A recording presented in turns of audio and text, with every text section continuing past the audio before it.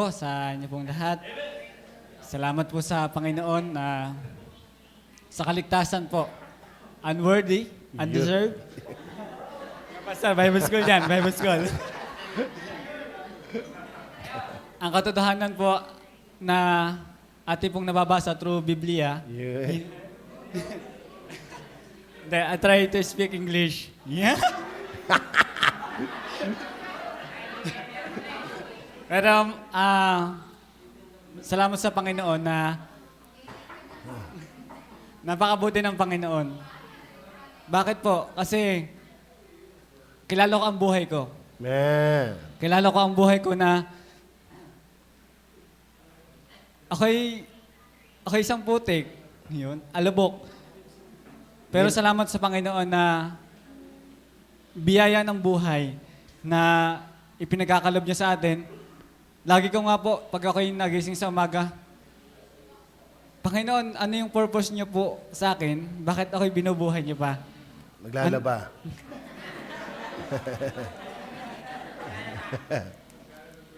Yun po yung pinagpapasalamat ko sa Panginoon na bakit? Lagi ako napapatanong sa Panginoon, bakit? Man. Kilala ko ang buhay ko eh. Kilala ko, ako'y makasalanan. Ako'y, sa paningin ng tao, okay ako. Pero pagdating sa Panginoon, sino ako? Sino ako? Kaya salamat sa Panginoon na laging salamat sa Biblia Amen. na nagpapaalala sa atin na ang Diyos ay merong great love. Dakilang pag-ibig sa atin. Kung nga laging paalala sa atin ng pastor na yung true Biblia din na kailangan nating mahalin ng Diyos. Bakit? Minahal niya tayo eh. Inabot tayo ng Diyos. Hindi nga natin kayang abutin ng Diyos eh. Kahit nga yung mga palatuntunan ng Diyos, hindi natin kayang gawin. How much more ang Diyos? Yeah. Kaya, ma-appreciate mo yung Thanksgiving po ito. Thanksgiving. Pero yung gusto ko kasing magpakalalim sa Biblia. Man. Dahil ako'y naman una talaga, ako'y wala talagang alam sa Biblia. Kaya lang ako ay nandito nakapagsalita ng dahil lang sa Biblia, dahil din ng Biblia, dahil din ng salita ng Panginoon. At gusto ko mag-mature sa aking sarili, ma-improve yung aking sarili sa Biblia. Hindi ay diyan ako ay lalong lumalayo lalong nakikilala ang Panginoon, lalong nagiging marunong sa Biblia, ako'y nagiging mataas na. Ayoko nang ganun. Kapag ikaw ay maalam talaga sa Biblia at meron kang alam sa Biblia, marunong ka din magpakumbaba. Lagi niyang prinsipyo ng Biblia natin kukunin. Huwag yung nakikita natin sa paligid na bakit sila, bakit ganyan. Kaya mahalaga po na bilang tayo pa yung mga member. At ito sa Biblia din naman, kailangan natin mag-mature, kailangan natin mag-i-push natin ating sarili. Bagamat ako'y merong ding kahinaan, may capacity po tayo. Ako may capacity din po kayo at ako din. Meron ako nagagawa na hindi ko nagagawa. May nagagawa ko na hindi niya nagagawa. Tayo po balance. Wala ditong na ako'y magaling, ako'y ganyan.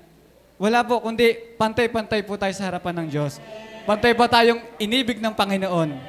Ano po? Kaya ako'y nagpapasalamat sa Panginoon na biyaya nakapag-aral ng salita ng Diyos. Sa Bible School, alam kong hindi madali. Sa mga kasama ko, hello guys. Alam kong hindi madali ang Bible School. Ako ay, sabi nga, ako ay top ako. Top yes. Pero biyaya pa din. Biyaya pa din ng Panginoon. Lagi ako tumitingin sa biyaya eh. Kaya nga may doctrine of grace tayong inaaral. Dahil doon ako kumakapit. Doctrine of grace. Ano yan? Thanksgiving pa rin. Thanksgiving. Kaya ako yung nagpapasalamat na, Panginoon, tulungan mo ako na lumalim sa iyo. Tulungan mo ako na, ako ay magpursige sa iyo. Mas mahalin pa kita. Alam kong mahal ko ang Panginoon, pero mas mahalin ko pa dapat ang Panginoon sa aking buong puso.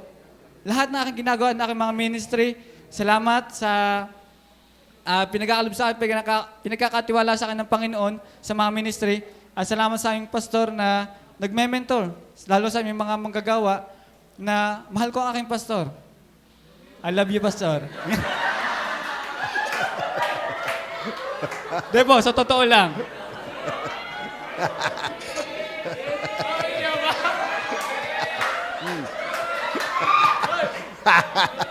I love you. I love you all.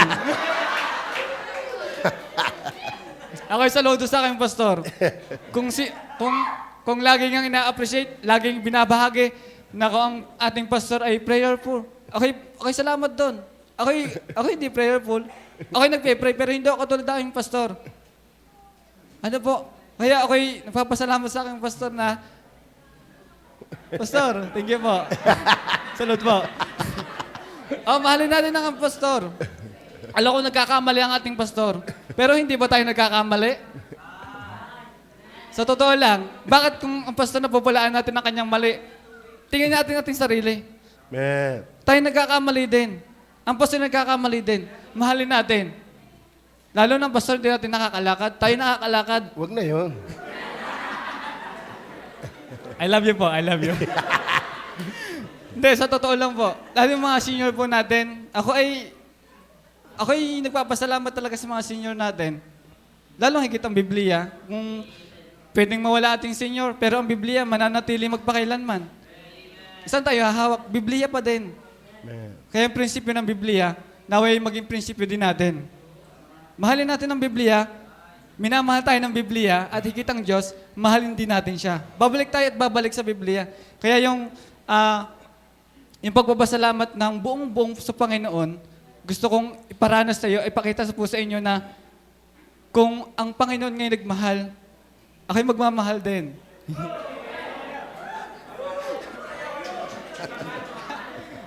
Pero, salamat sa Panginoon, sa ating pastor, sa mga senior. Ako ay, kumbaga, sa inyo din, salamat din sa inyo, pagmamahal sa akin. I love you all.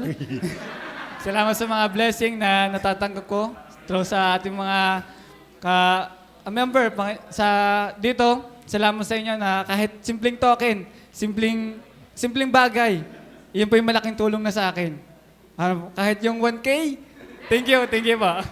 Hindi, kahit simple lang, kahit yung sa damit, sa sa pabango, simple lang. Salamat po sa inyo na, sabi ko nga, unworthy, undeserved na sa mga bagay na yan. Pero bakit pinagkakalob ng Panginoon? Dahil ng kanyang biyaya. Kayamanan ng kanyang biyaya sa atin through Jesus Christ. Sige. Ano ba? Salamat sa Panginoon na madami akong gustong ipagpasalamat. Madami akong gustong ipakita sa inyo yung ginawa sa akin ng Panginoon. Ako'y nalulungkot sa aking mga ginagawa na hindi tama. At kilala ko yung sa aking buhay. Kilala ko ang aking buhay. Kaya ako'y hindi makakatulog. Ayokong gumawa na hindi ako nagsusuri sa Panginoon. Panginoon, sorry po sa aking kakulangan. Sorry sa aking mga hindi tamang nagagawa. Bakit may blessing pa din? Bakit? Salamat sa Panginoon. Salamat po. Dahil, lagi akong bumabalik sino ako. Thank you, Brad. I love you all. Salamat po. Salamat sa Panginoon. Salamat sa lahat ng biyaya ng Panginoon. Man. Binabalikan.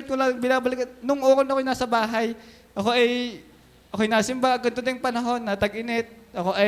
Yung babago pa lang na-save. Ako'y nahatid ni Kuya Eric. Ako'y nauwi ng tanghali.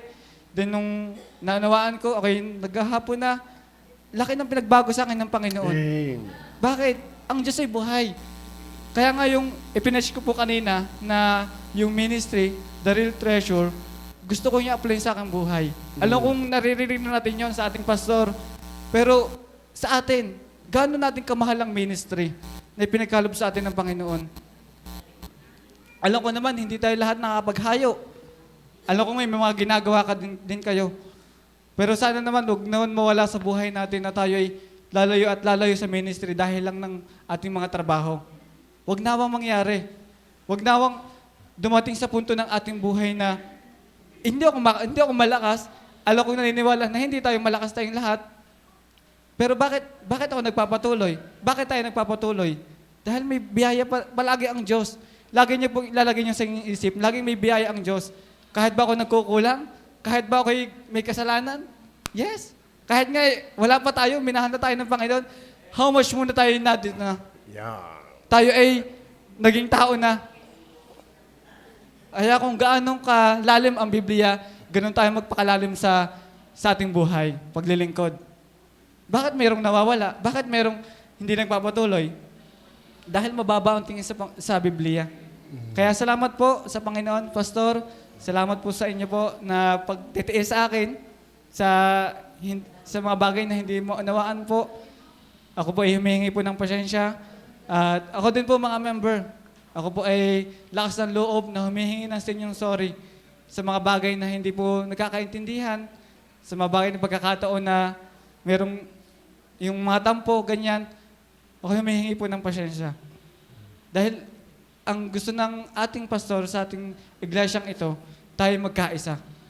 Magpatawaran. Kung paano pinatawad tayo ng Diyos, magpatawaran tayo sa isa't isa. Ano po? Kaya salamat po sa Panginoon sa biyaya niya. Salamat sa kabutihan niya. Salamat po sa Panginoon sa lahat-lahat ng ginawa niya sa aking buhay. Marami pong salamat at God bless po. Amen.